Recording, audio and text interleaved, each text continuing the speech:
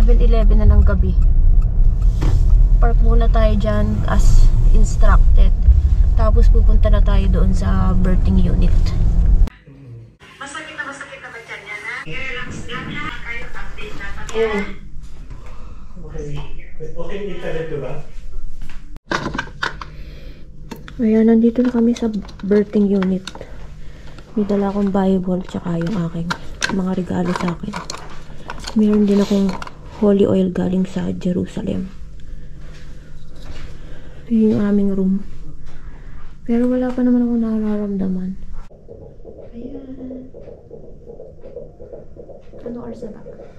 Ano na? 12:27. 12:27 na. So, ano siya?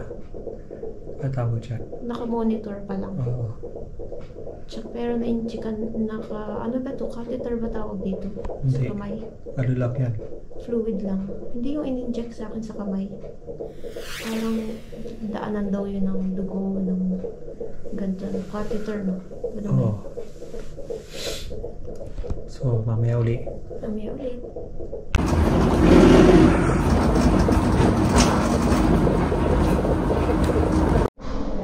So, nandito na po kami sa theater, surgery theater, at kilala na po si Carlota ron para i-prepare yung kanyang anesthesia. So, ako mag-aantay lang ako dito. Tatawagin po nila ako pag ready na. So, ito na po. Blessing ni Lord.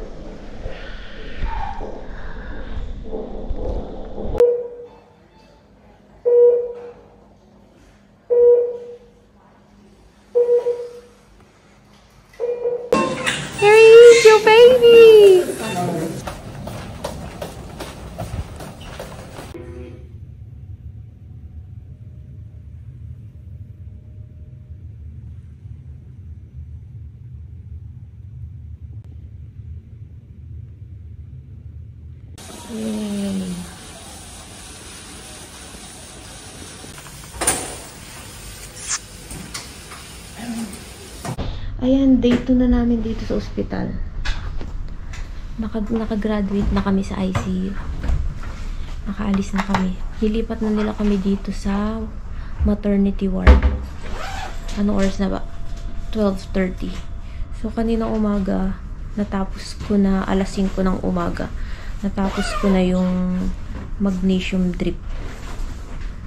Yung magnesium drip daw na yun para sa mataas na BP. Kasi nga nagka-pre-eclampsia. Tapos, 6 AM natapos ko naman yung isang drip na parang water lang siya, salt water lang. Pang ano lang, pang to make sure na dumaloy lahat yung magnesium. Tapos after nun, kinita namin si baby. Nag-skin to skin kami ng 15 minutes. Tapos, nag-breakfast. Tapos, ang daming umiikot na mga doktor. Chinek ako isa-isa. Hanggang unti-unti nang tinanggal yung mga nakaturok sa akin. Lahat ng pang-monitor. Kasi clear na. Okay na yung aking BP. Tapos yung sugar ko within range na din. So, totoo nga yung sinabi na pagkapanganak mo parang mawawala na lahat ng mga yung condition mo ng gestational diabetes, di ba? Tapos yung BP na lang. Pero i-monitor pa rin nila yon hanggang sabi ng doktor mga 5 days daw kami dito sa ospital. Tapos mamaya si baby pupunta, dadalhin din dito. So yun, dumating na yung lunch namin kasi mag-aalaw 12:30 na. Ganyan na may lunch ko ngayon. Beef satay. Tapos may creme caramel.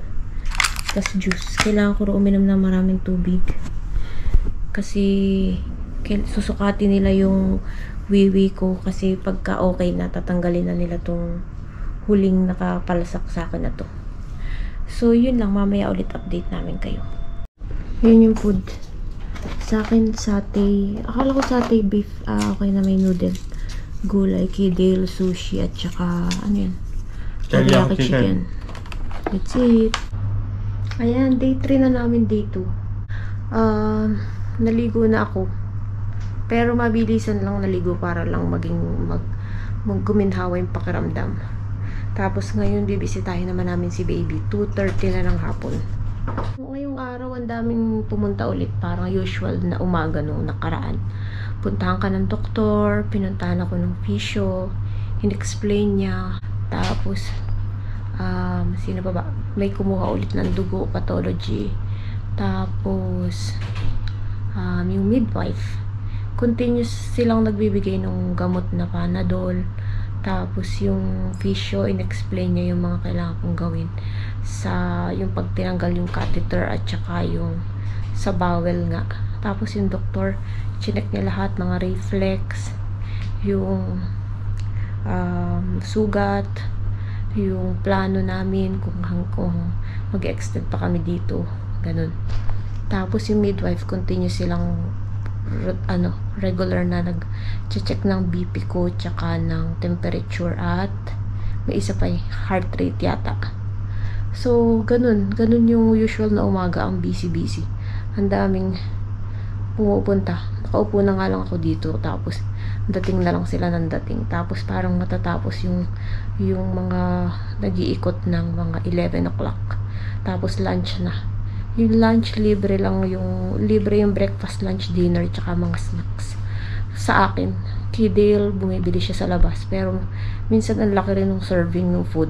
So, share din kami. Pero, bumibili pa siya ng extra. Ayan, so habang naghihintay kami ng go signal na pumunta kami dun sa kay baby.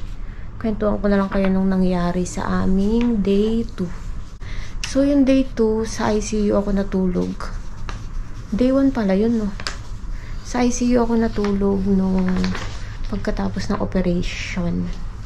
4 AM yun eh. So, doon ako natulog sa ICU. Nagstay sa ICU ng 24 hours. Kasi nga, yung BP ko ay kailangan i-monitor. So, nagkaroon ako ng pre-eclampsia. 6:30 na ng hapon. Ito yung food namin dito. Roasted chicken na may orange juice, tapos isang dessert, pipili ka. Pero si Dale, lumabas siya papunta doon sa Hornsby Mall, di ba? Westfield Mall. Nakabili siya ng rice. Magkano yung rice? Ito 18. 18, dalawang ulam. Ay, hindi 18. Basta 27 lahat, pati yung yung puto. Oo, dalawang ulam, isang ano ba yan? Inihaw inihaw na baboy. Tapos mechado, tas rice, tapos puto na 5 piraso. Sa Filipinos restaurant.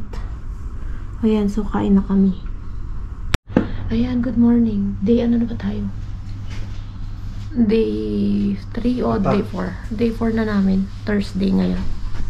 Dumating na agahan namin ng ano oras na ba? Aray ko. 7:43. So, yung food namin ay mainit na tubig. Kape, pero may dala akong kape. Tinapay, scrambled egg, tsaka ano kaya itong isang to? Mainit daw eh, careful daw eh. Scrambled egg ulit. Tsaka apple juice. Tsaka tubig. Itong the rest na to, ito yung food namin kagabi. Hindi kasi ako nakausap kahapon tungkol dito sa order, kaya siguro ito na lang yung dinala. Pero, kain na tayo. Ang aga ko pala ngayon nagising, mga 7 o'clock. Kasi, nag-ayos-ayos ako ng aming mga gamit. Parang, may lakas na ako na mag-organize. Yung ano lang, yung presentable lang na itsura. Kasi pagka mamaya-maya mag-rounds na naman yung mga specialist. Para maayos naman yung itsura ng kwarto namin, diba? So, yun. So, pag-breakfast na kami, update ulit namin kayo kung ano mangyayari ngayong araw na to. Ayan, 8:07 na. Na ano na ako, OBS ang tawag nila dito. Di ba dito ang mahilig silang mag-shortcut, no? Yung mga pag-afternoon, arvo, gano'n. So, yung dito, OBS naman ang tawag nila. Yung OBS, yung observation ka.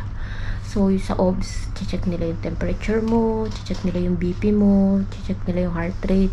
Tapos, binigay na rin nila yung gamot na iinumin ko for today. Ngayong oras na to. So, update sa aking BP, laging okay na. Ngayon ay 123/70. 70 ba o 60? 60/60. Kaninang 4 AM, chinek ulit ako. 133/70. Tapos kaninang kagabing 12 midnight, ganun din, mga 1:30 over 70 din. So, very good na daw. Which is talaga namang hindi mataas yung blood pressure ko ever since. Never akong nagka-high blood. Yun nga lang talaga, nung araw na manganganak na, yung nagkaroon na ng, ano yung tawag dun, na water broke na. Siguro yun nga yung sabi ng doktor, di ba? Yung placenta mo is nagre-release na ng mga toxins, di ba? Ganun ba yung sabi ng doktor? Kaya, na-mess up na yung mga kung ano-anong hormone siguro sa katawan mo. Kaya tumaas yung BP. Pero, ngayon, overall, okay naman. So, let's see mamaya pag nag-rounds na yung mga doktor, mga specialist, kung makakalabas na ba kami kasi Friday na ngayon eh. Friday ba ngayon o Thursday? Sabi ko kanina Thursday ah. Friday na pala. Nalilito ako sa araw. So, yun. So, ito yung mga gamot ko. Ito para sa bawal. Isang sachet lang. Tapos yung dalawa dyan ay pang BP. Yung dalawa paracetamol. Yung isang orange ay para sa bawal.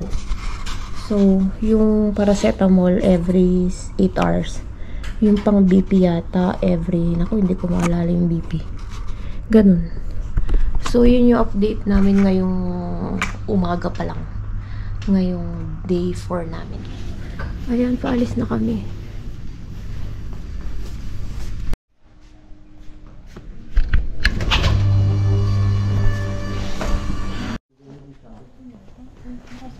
Dapat ikaw na lang dito. Okay. Ay, hindi, teka.